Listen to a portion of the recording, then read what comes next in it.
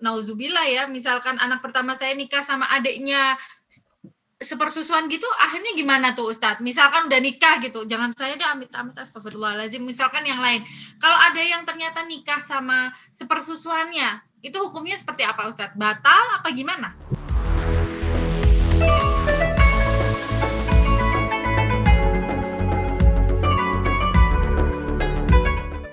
Oke, yang perlu diingat oleh sebagian mama di sini yang mungkin terkadang kita lupa atau mungkin ada yang belum tahu, Ustadz. Karena selama ini kalau ada orang yang mau mendonorkan ASI-nya, dia nulisnya di labelnya itu bagi anak perempuan. Ketika saya punya anak perempuan nih, sekarang yang saya susui, kemudian hanya diperuntukkan untuk anak perempuan. Padahal sebenarnya seperti apa sih Ustadz? Hukum mahram itu sebenarnya apakah hanya untuk anak itu toh, atau untuk semua anaknya, atau bahkan untuk nanti anak kita, maksudnya cucu kita, atau bahkan naik ke atas itu ke ibu kita, atau seperti apa Ustadz? Ya, ya tadi yang saya sampaikan ya, tidak hanya misalkan ya kita memberikan anak perempuannya, misalkan ASI kita tulis hanya untuk anak perempuan. Lah nek saudara nanti misalkan punya adik laki-laki gimana? Kan bisa jadi nanti terjadi. Nah, Taruhlah berarti kan dia, intinya taruhlah dia perempuan, tapi anak-anak yang kedua kita ada anak laki kan itu namanya disebut dengan saudara persusuan. jadi intinya saudara sepersusuan itu tidak hanya untuk Iya, misalkan anak saya pertama itu dengan anak dia pertama, tetapi semua anak iya, kita dengan semua satu anak ibu. dia gitu ya Iya, Ustadz? heeh, iya betul. Satu ibu. Jadi semua anak saya dengan semua anak dia itu menjadi mahram. Iya, Gitu menjadi nggak Ustadz samahram nggak? satu persusuan namanya. Satu sepersusuan walaupun saya tidak menyusui kakaknya dia atau Tidak, adiknya heeh. dia gitu ya Ustadz ya. Tidak, heeh. Tidak Nah, harus seperti itu itu. yang masih banyak yang belum tahu Ustadz. Hmm. Masih banyak yang belum tahu kan bahaya sebenarnya. Kalau misal nauzubillah ya, misalkan anak pertama saya nikah sama adiknya sepersusuan gitu, akhirnya gimana tuh Ustadz? Misalkan udah nikah gitu, jangan saya deh amit-amit, astagfirullahaladzim. Misalkan yang lain, kalau ada yang ternyata nikah sama sepersusuannya, itu hukumnya seperti apa Ustadz? Batal apa gimana? Ya, baik. Ini kan masalah hukum ya. Jadi kita hanya bisa tahu jawabannya lewat Al-Qur'an atau lewat hadis Rasulullah SAW. Nah, dalam Al-Qur'an sangat jelas ya bahwa saudara Hmm. persusuan itu termasuk mahram. Di antaranya dalam surat An-Nisa ayat 23 dikatakan wa ummahatukum allati arda'nakum. Ya, dan ibu-ibu yang menyusui kalian. Jadi kalian ini laki-laki. Jadi kamu laki-laki itu tidak boleh menikahi Hmm. siapa? Menikahi ibu yang menyusui kamu, ibu persusuan, ya kan? Begitu pula wa Hmm. akhwatukum minar radha'ah dan saudara perempuan persusuan. Jadi kamu laki-laki ya tidak boleh menikahi saudaramu persusuan perempuan tersebut. Jadi itu maksudnya adalah bahwa seluruh saudara yang di apa yang akibat daripada muncul hubungan persusuan tadi itu menjadi saudara semuanya, saudara mahram persusuan. Ya, paham. Ya, Paham Ustadz. Jadi karena anak saya ada yang perempuan, dia juga tidak boleh menikah dengan saudaranya sepersusuannya gitu loh. ya, Anak pertama saya yang cowok betul. gitu kan Ustadz ya. Betul, betul. Siap. Karena dalam hadis ya, ada hadis lain misalkan hadis riwayat Bukhari dan Muslim dikatakan innar Hmm. radha'ata tuharrimu ma yahrumu minal wiladah. Jadi sesungguhnya persusuan itu bisa menjadi sebab mahram sebagaimana mahram karena kelahiran. Ini dan itu kan tidak melihat laki-laki atau perempuan sama saja. Iya, iya, iya. Serem juga kan ya Ustadz ya Ya, kalau kita ngedonorin sembarangan. betul. Makanya tadi dan ini yang jarang dibuka oleh sebagian ulama ya bahwa Hmm. tradisi Arab ketika mereka emang menjadi tradisi di Arab ketika itu ya, baik sebelum Islam maupun setelah Hmm. Islam itu terutama di awal-awal ya, di Hmm. awal-awal itu mereka membiasakan anak mereka itu disusui oleh apa namanya, oleh perempuan lain. Tetapi mereka sangat detail, mereka Hmm. tahu betul ini saudaranya ini saudaranya ini tuh tahu betul. Maka ada kasus nih, ini ada kasus nih misalkan apa namanya ya bahwa ada seorang sahabat bernama Uqbah bin Haris. Uqbah bin Haris radhiyallahu anhu, beliau menikah dengan Ummu Yahya bintu Abi Lahab. Tiba-tiba datang seorang wanita mengaku, dulu saya menyusui kalian berdua. Nah ini, dulu saya menyusui kalian berdua. Kemudian beliau mengadukan hal tersebut kepada Rasulullah SAW. Tentu ketika mengadu ini kan orang sudah tahu ya bahwa perempuan yang mengadu ini apakah bisa diterima aduannya atau tidak, itu sudah dibahas pasti ya. Nah, tetapi kemudian Rasulullah SAW menjawab, ya, fakaifa waqad qila fafarikha. Mengapa ditolak padahal sudah ada saksi yang mengatakan. Jadi ada saksi tadi, maka sebagian ulama tadi mengatakan harus ada saksi atas terjadinya persusuan tersebut. Ya, kalau ada kasus seperti ini, ya, maka kemudian apa? Ya, kemudian Rasulullah SAW memisahkan mereka berdua. Oh, dipisahkan loh. So safe. Ya, memisahkan apa namanya? Dipisahkan keduanya. Walaupun udah punya anak. Nah, sekarang menjadi pertanyaan, terus anaknya dinasabkan ke siapa? Ya, para ulama menjelaskan bahwa di sini dikatakan bahwa wanita yang apa namanya, yang menikah padahal ternyata dia itu mahramnya dan punya anak, maka anaknya itu dinisbatkan kepada bapaknya secara biologis. Bisa dipahami ya? Karena anak ini kan tercipta dari air maninya melalui hubungan namanya syubhat. Syubhat itu apa ya bahasanya itu, terjadi dalam kondisi tidak kejelasan hukumnya. Maka ketika sudah ada kejelasan itu bahwa anak tersebut atau suami istri ini ternyata terjadi hubungan persusuan, maka ketika itu dipisah. Karena kan kalau dilanjutkan menjadi hukum zina, jatuhnya ke zina. Berarti tadi hukumnya anaknya ininya sama nasabnya sama siapa, Ustaz? Nasab anak tersebut dinasabkan kepada ayahnya. Ayah, bukan ayah biologis. Ayah biologisnya. Bukan. Ayah biologisnya. Oh, kan berarti tetap sepersusuan itu kan ya? Misalkan A sama B nikah, gitu kan?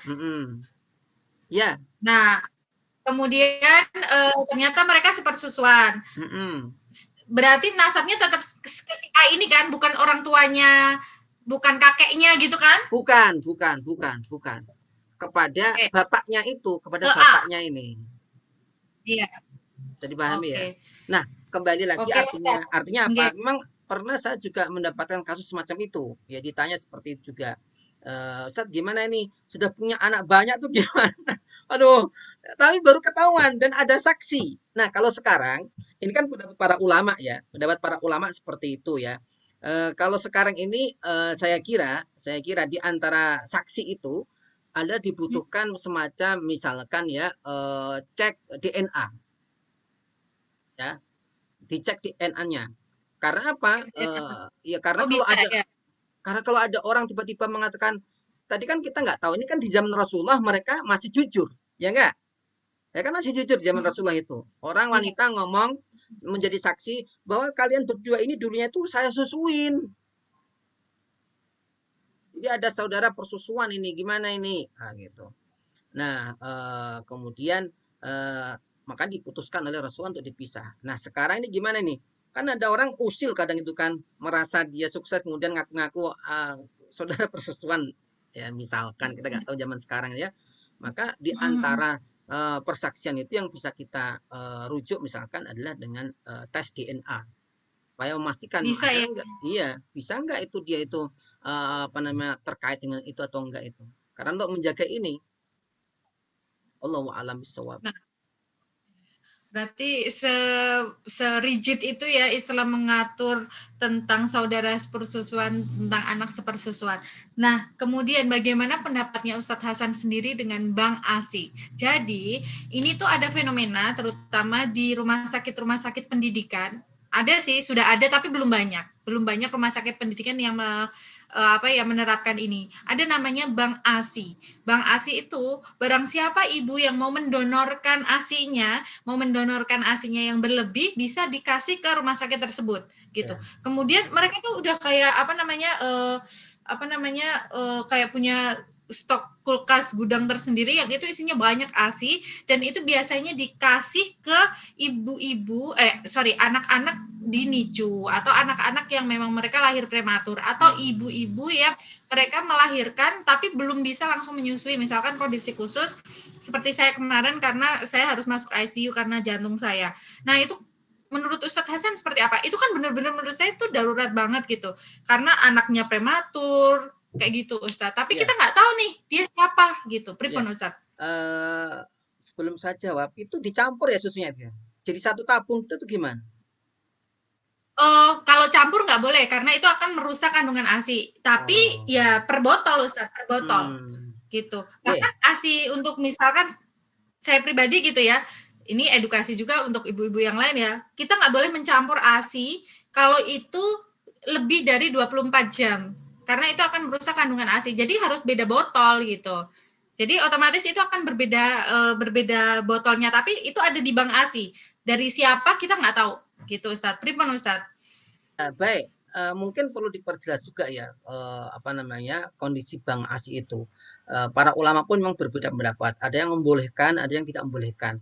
Kebanyakan yang mengatakan Mm-mm. membolehkan itu ada syarat-syarat yang sangat ketat sekali. Misalkan harus tertera jelas dan yang memberikan langsung ketahuan siapa orang tuanya. Mm-mm. Jadi tidak boleh misalkan hanya dilabelin kayak gitu, terus nanti gimana? Kan kita tidak tahu nih apa benar itu ibunya langsung atau tidak kan tidak tahu. Maka kenapa sebagian Mm-mm. ulama itu mewanti-wanti lah, bahasanya mewanti-wanti kayak Syekh Yusuf Qaradawi itu Mm-mm. mewanti-wanti jika memang tidak dalam kondisi darurat sekali seperti itu ya sebaiknya dihindari gitu. Karena takutnya tadi dalam hal terkait tentang hubungan mahram, persusuan ini ditakutkan terjadi semacam itu. Nah, karena itu sekali lagi pada dasarnya diperbolehkan karena ada maslahah, ya. Masalah itu ada kepentingan. Tetapi dalam pelaksanaannya harus hati-hati. Contohnya misalkan harus jelas siapa pemilik ibu susu tersebut, terus kepada siapa diberikan tersebut, sehingga nantinya akan terlacak ya siapa ibu persusuannya dan siapa anak persusuannya tersebut. Nah, itu permasalahannya adalah itu nggak tahu siapa ibunya, itu yang pertama. Kemudian yang kedua, kondisi darurat yang kedua adalah ada bayi yang memang itu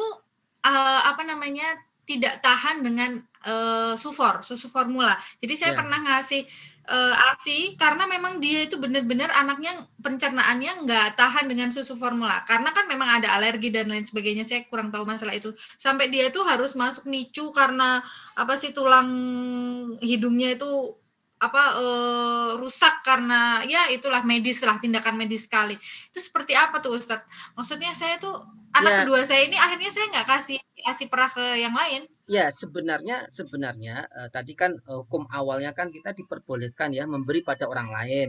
Kemudian kita untuk saling menolong-menolong kan ada hukumnya jelas diperbolehkan. Yang perlu hati-hati itu kan karena ada dampak konsekuensinya.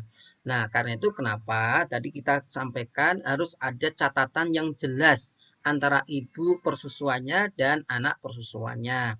Nah, bagaimana terkait di bank ASI ini? Kasih. Mas, harusnya harusnya pihak bank harusnya pihak bank ASI ini yang harus mengatur ya artinya harus menjadi edukasi kita juga bersama ya jangan hanya sekedar menolong orang tapi kita tidak memberikan edukasi terkait dengan dampaknya ya dampak terhadap apa namanya hasil persesuaian tersebut. Nah, kemudian yang menjadi catatan juga memang saya sampaikan tadi ya, terkait Bank ASI ini sebagian ulama memperbolehkan, sebagian ulama tidak memperbolehkan. Yang tidak memperbolehkan itu menurut mereka nggak ada dampaknya. Artinya kalaupun diberikan itu nggak ada dampaknya anak persusuan itu. Makamnya. Hmm. Ya, karena apa? Karena tidak kejelasan ibunya mana, nggak ada. Ah, itu. Nah, makanya kembali lagi kalau kita mau mau apa lebih hati-hati ya tadi menghindari hal-hal yang kita khawatirkan itu menjadikan dampak yang tidak kita inginkan.